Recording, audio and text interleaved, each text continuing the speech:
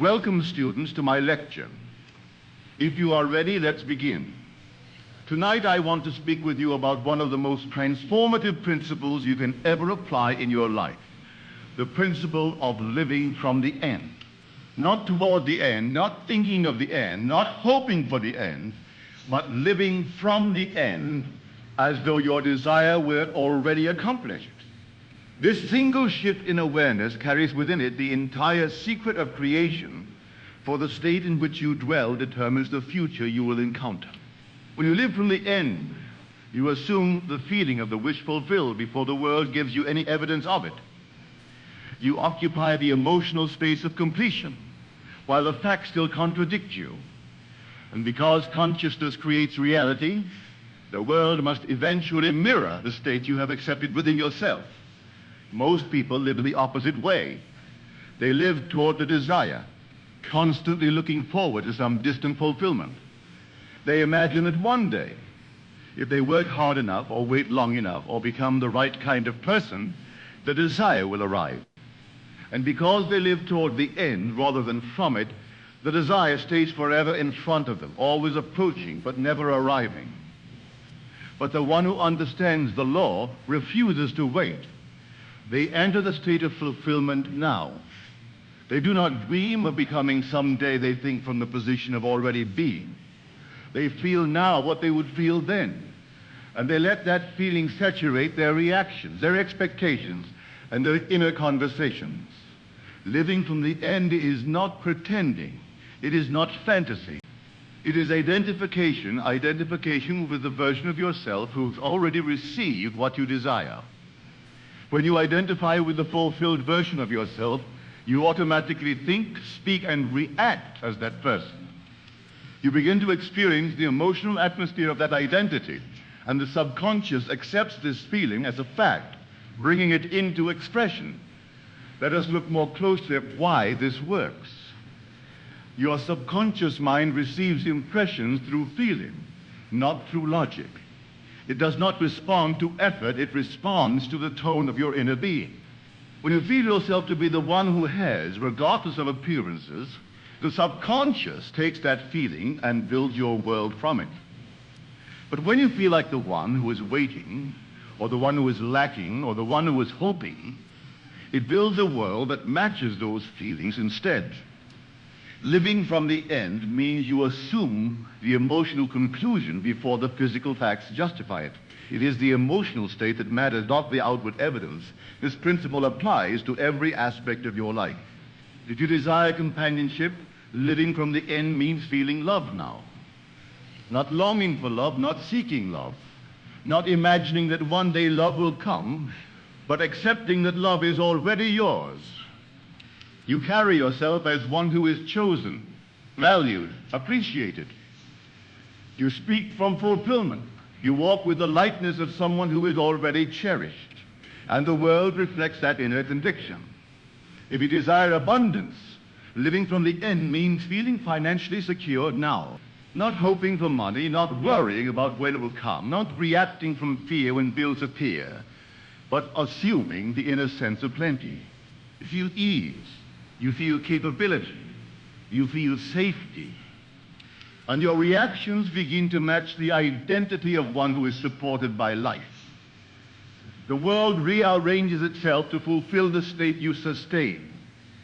If you desire health, living from the end means feeling the relief and vitality of being well.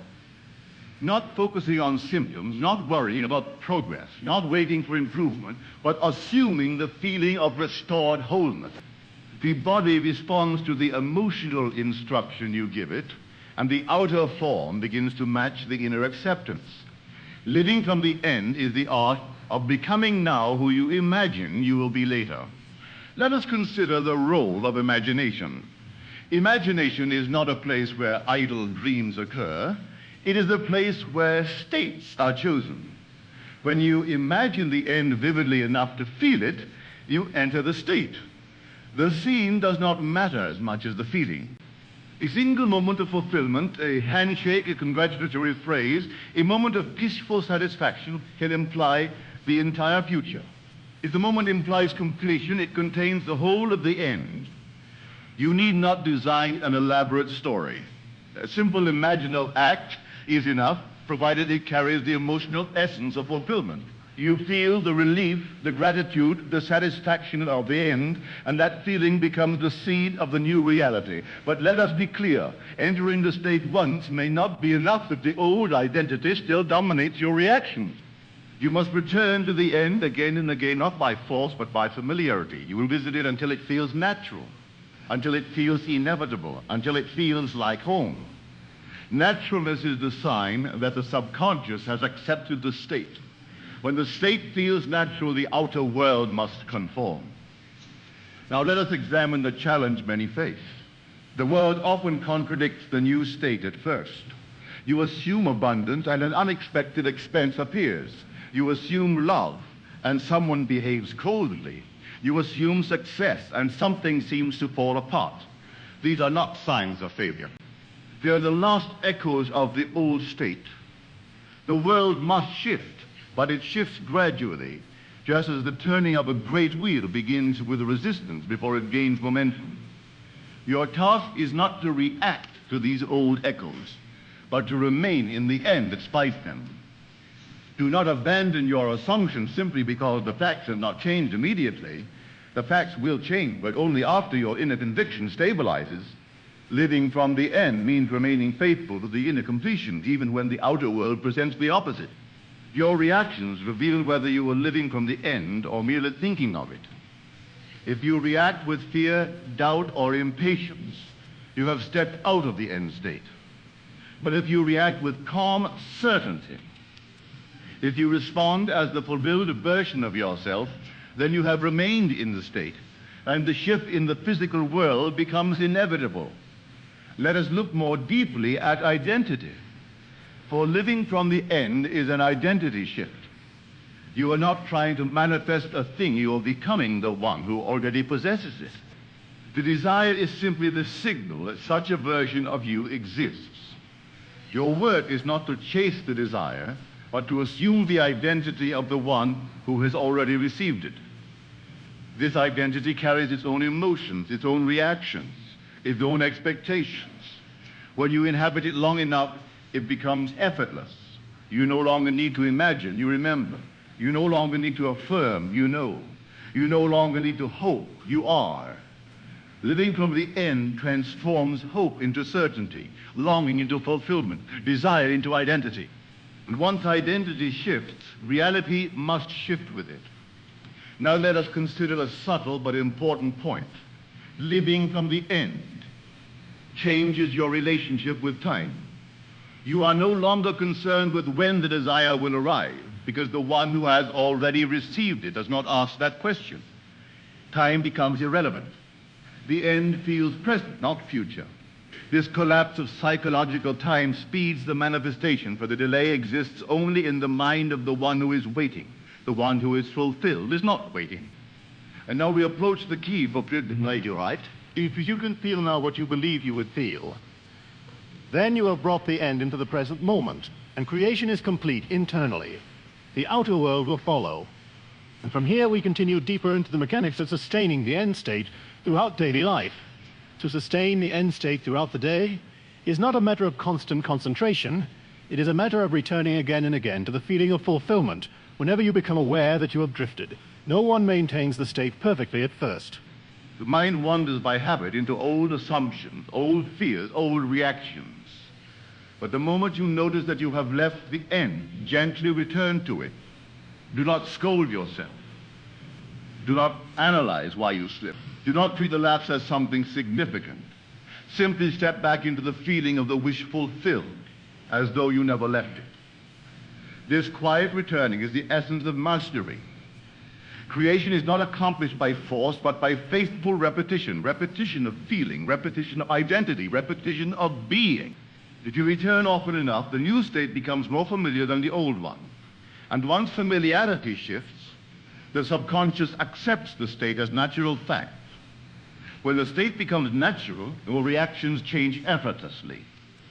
Where fear once rose, confidence appears. Where doubt once sat, assurance now resides. Where hesitation once lived, clarity emerges. And this shift in reaction is the true indicator that the new identity has taken root. Let us go deeper into reactions, for they reveal your assumption more clearly than anything else.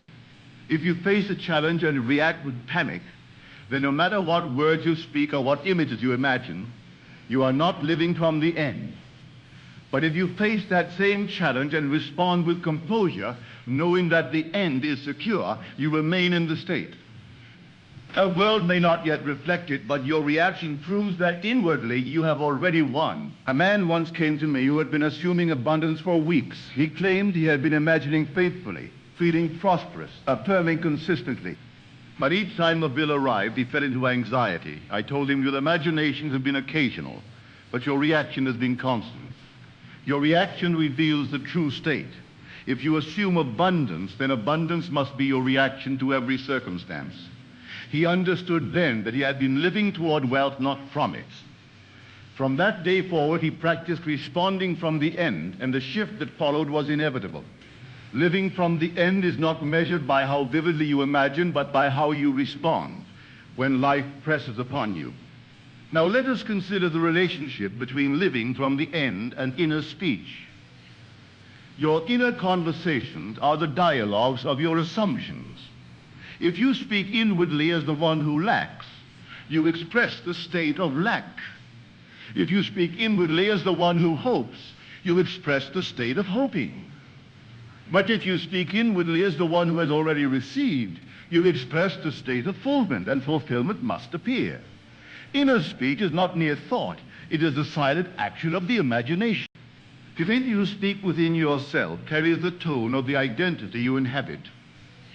You may say aloud, I am successful, yet inwardly whisper, I hope this works. It is the whisper that creates, not the spoken affirmation. Therefore, attend to your inner speech. Let it be consistent with the end you have chosen. When doubt arises, do not fight it, replace it.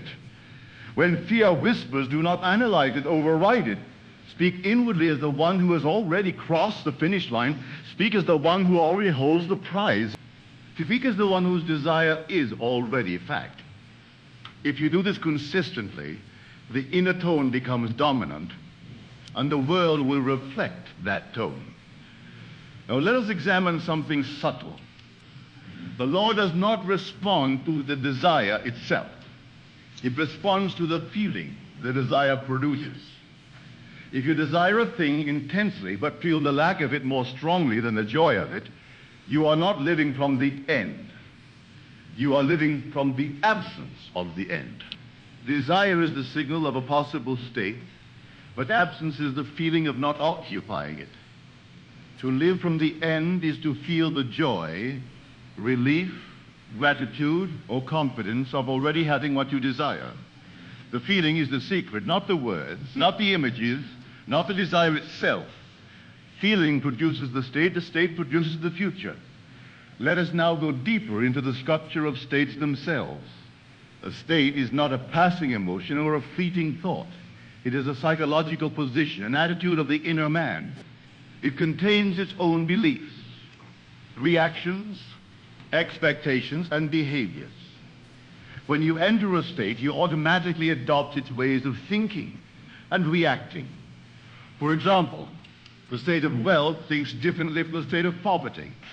The state of love interprets differently from the state of loneliness. The state of health reacts differently from the state of illness. When you enter the fulfilled state, you think from that identity without effort. This means you do not change beliefs one by one. You do not modify individual thoughts. You do not fix each doubt separately. Instead, you step into a new state that contains new beliefs, new expectations, new reactions, and the old ones dissolve automatically. States contain thoughts, not the other way around. You cannot think yourself into a new state. You must feel yourself into one. Once you enter it, the thoughts come naturally. Let us take the example of someone who wishes for a loving relationship. They do not need to convince themselves, I am worthy, I am lovable.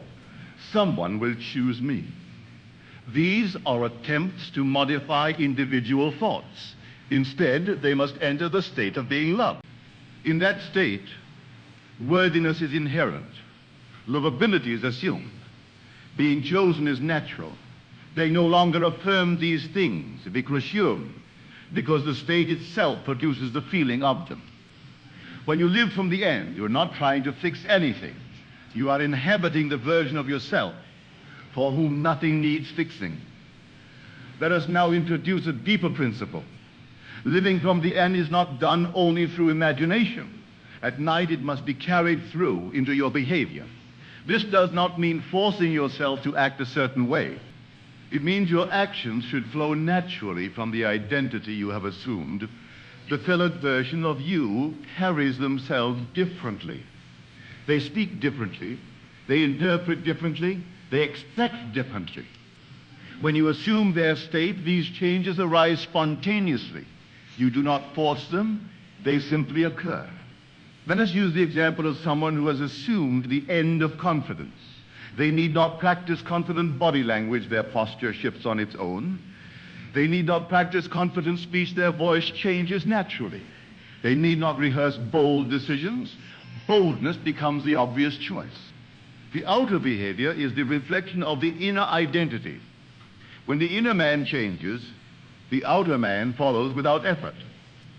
Let us now discuss something many misunderstand. Living from the end is not about controlling the external world. It is about controlling the internal state that produces the external world. You are not bending circumstances, you are bending yourself into the version of you for whom the circumstances you desire are normal. The world does not resist your desire. The only resistance is the old self that clings to the familiar state.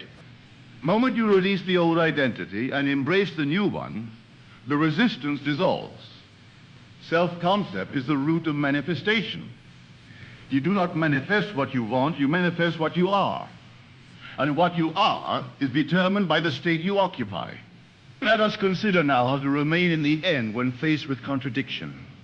This is where many falter. They assume the end in imagination but lose it in life. They hold the feeling at night but abandon it at the first sign of delay. But contradiction is the test of loyalty. Every contradiction invites you to deepen the assumption. If something appears to go wrong, do not say, "This proves it isn't working." Say instead, "This too must lead to the fulfillment of my desire, for I have assumed it." If someone behaves in a way that contradicts your assumption, do not react as the old self would. Respond from the end. If something breaks, if something falls apart, if something delays, stand in the inner knowing that the end is secure, and whatever occurs is simply part of the unfolding. Your persistence in the assumption is the measure of its reality. Now let us explore how the end becomes automatic. When you assume the end repeatedly, the subconscious accepts it as a permanent state. At that point, you no longer need to imagine it. You no longer need to concentrate on it. You no longer need to remind yourself of it. You have become it. And the world, seeing what you have become, responds accordingly. You do not manifest the desire. The desire manifests you. The end state forms you into the version of yourself who belongs in the reality you desire. And once that transformation occurs, the physical world must comply. Let us consider a final point for this portion. Every desire you have is already finished. The moment you desire something, the state containing its fulfillment exists. You are not creating the desire, you are selecting the state. And the state reveals itself through the feeling of the wish fulfilled. Living from the end means choosing the state now and remaining faithful to it until the world echoes your choice. So may we continue deeper into the nature of fulfillment, identity, and the effortless unfolding of the chosen end. Let us now gather everything we have explored tonight into a single living understanding. For living from the end is not a technique you apply occasionally. It is the very foundation upon which you build the life you desire. The end state is not a distant reality waiting to be earned. It is a present reality waiting to be assumed. You enter it through feeling. You sustain it through loyalty. And you express it through your reaction. When you assume the feeling of the wish fulfilled, you are not merely imagining a future result. You are stepping into a new identity. You are choosing the version of yourself who already holds the desire. And as you dwell in that identity, the world must conform, for the world is nothing more than the reflection of your inner state. Observe your reactions throughout the day, for they reveal your true dwelling place. If you react as the one who has, then you are living from the end. If you react as the one who waits, then you are living toward the end. It is your reactions, not your visualizations, not your affirmations, not your desires that show where you truly stand. Reactions are the fingerprints of your state. But do not condemn yourself when you slip. Simply return. That is all. Gently, without force, without frustration. The return is the work, the return is the path, the return is the reshaping of the inner man. Each return strengthens the assumption until it becomes the only natural place to be. And once the state becomes natural, creation is complete. You may still see fragments of the old world, shadows of previous assumptions, but they no longer concern you. They hold no authority. You know they are fading. You know they are the remnants of a former self. You walk past them with the calm assurance of one who has already received, and in that assurance the new world crystallizes. Living from the end frees you from the tyranny of appearances. You no longer bow to facts. You no longer negotiate with doubt. You no longer consult the senses to determine your fate. You accept the imaginal act as the only reality. And because you accept it, it becomes reality. What you feel to be true of yourself, that alone shapes your world. If you assume love, you become the embodiment of love, and love surrounds you. If you assume abundance, you become the expression of abundance, and provision flows. If you assume success, you become the manifestation of success, and doors open where none existed before. The world does not give these things to you, it reflects them from you. So tonight I ask you, who are you in the end? Not who you hope to become, but who you choose to be. What does that version of you feel? What do they know? How do they react? How do they carry themselves? If you can answer these questions honestly and assume that state now, then you have set creation in motion. You have chosen your future by becoming it. You need nothing more than this simple acceptance. No technique beyond assuming the end. No ritual beyond dwelling in the feeling. No effort beyond returning each time you drift. For the state, once accepted, will do the work. It will think for you. It will guide you. It will draw people and events that correspond to it. It will build the bridge that carries you from where you appear to stand to where you truly dwell in consciousness. Do not chase the desire. Become the one who has it. Do not seek the condition. Assume the identity. Do not wait for the world to change. Change your state and the world will follow. This is the whole secret. Live from the end, and the end will live through you.